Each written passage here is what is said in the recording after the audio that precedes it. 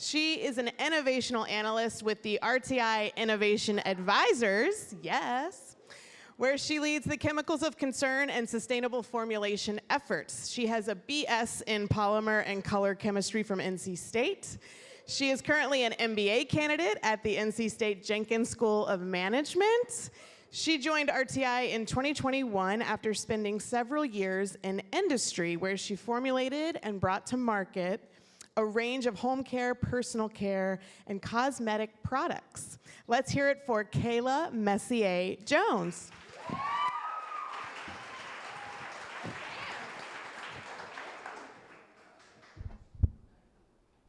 Ooh, all right, we're not gonna fall off this thing. All right, so I know we've learned a lot about color tonight. It really is everywhere, all around us. It's in the products you use every single day, all day. So it's not there just for funsies. Color is added for a purpose. It has a reason, for the most part. Sometimes it's just added for fun. But in the end, it's really giving you that first impression of a product or a brand, and it's helping to continue that experience and really boost that connection. So I bet most of you in here could probably name all three of these products. So if you don't mind, what's the first one? That's right, good job. What about the next one? Yeah, all right, you know this. Third one? Okay, so my theory was correct. It has a purpose, and it's not just to help you identify and perceive the product, the brand identity.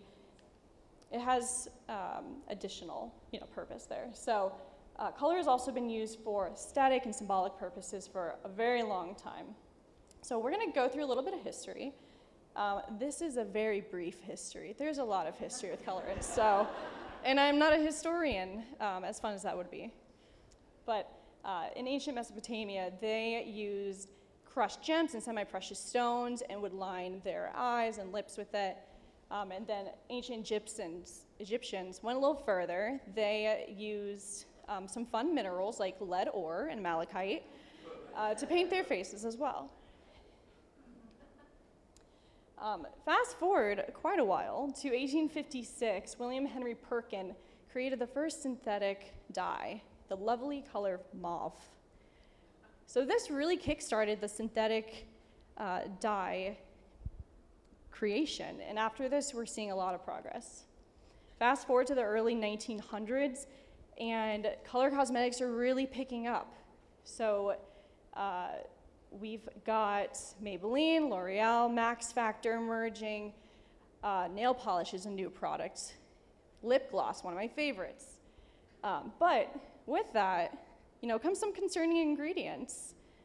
Arsenical lotion, anyone? So fast forward, 1960, the FDA steps in, and we've got the color additive amendments, which really kind of sets the foundation for future regulation in this space.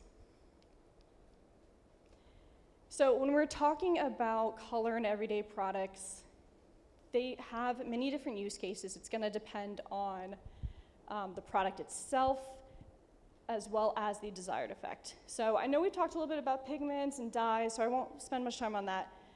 Lakes is something else to consider as well that is used in formulating these products. But looking at cosmetics specifically, lipstick, eyeshadow, blush, foundation, color is really that primary player there. The color is being used for self-expression, it's art, it's symbolic, it's many things.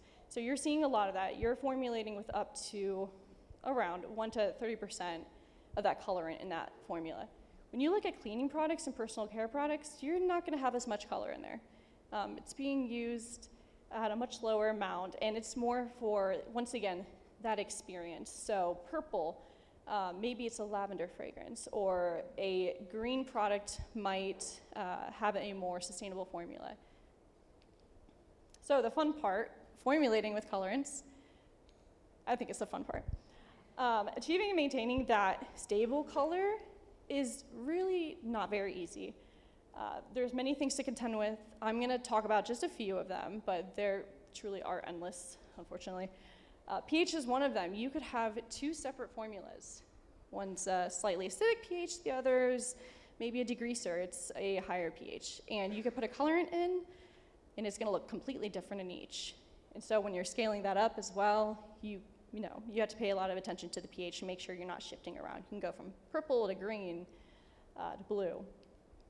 Temperature is another one. You wouldn't probably want to leave your products in the car. They might turn a funky shade. Thinking about packaging, this is from the perspective of light a lot of times. The light can degrade the colorant, but you also have to think about maybe the permeability of the packaging itself. Might be susceptible to oxidation.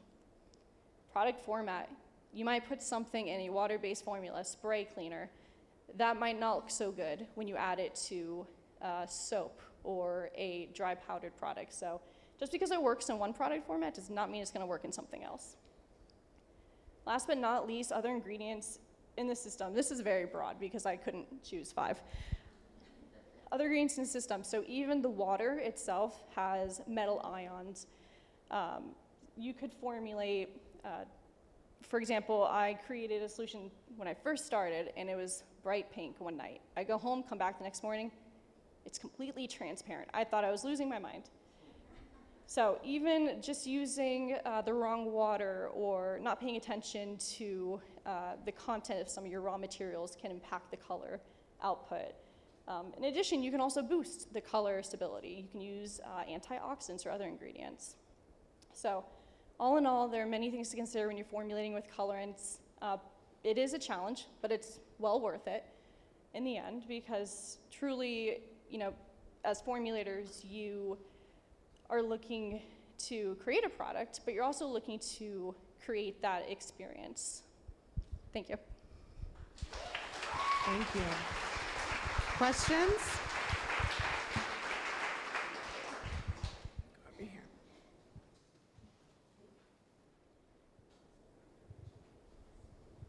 So I've done deep dives on like formulas for cosmetics and like different vitamin C products, so packaging for one.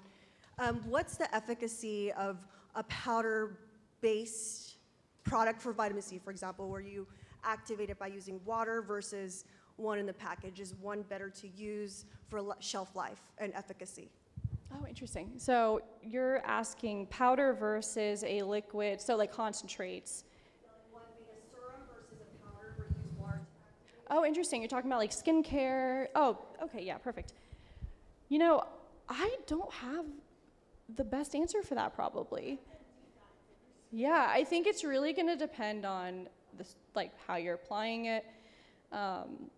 I too have looked into that, and I tend to go the easier route with the serums itself, as long as they're stably formulated with.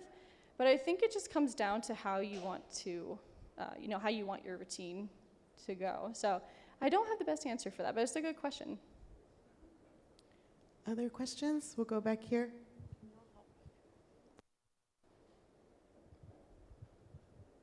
Within your own work, has there been like a specific hue or color that just has always gives you extra trouble, just across the board?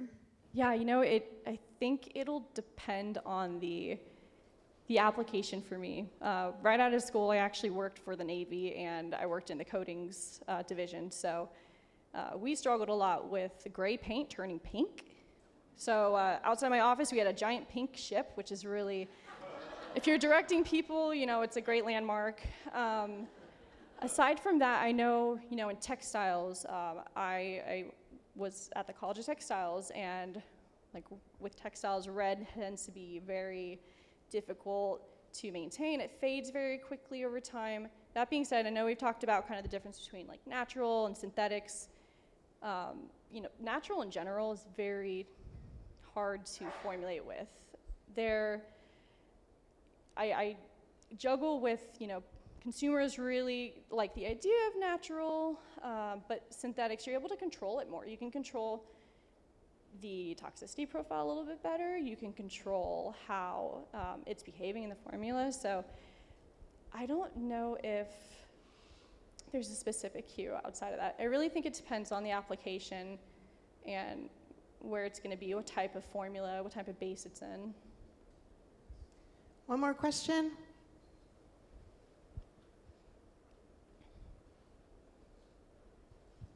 fascinated by your experience with consumer products, and I'm just curious, like, what are some of the thoughts that go into choosing a color? I've heard before that, for example, on eBay, red buttons get clicked more often, but I see in some of the products that you picked, there was purple and blue, and these aren't red, and so I'm curious, like, what goes into selecting a color for a product, if you can just talk us through that.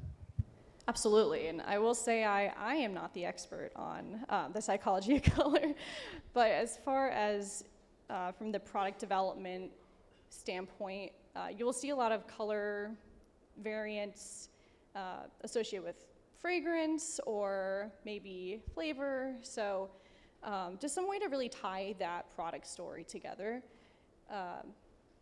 In addition, like I kind of mentioned with maybe more sustainable formulations might be green, cleaning, a lot of times those might be yellow or use like yellow packaging, you'll see like lemon scents. So it really is truly about creating that whole package, that whole experience from the bottle you choose, you know, what's inside of it, of course, even if there's a trigger spray or if there's a dropper, it's about creating that entire experience.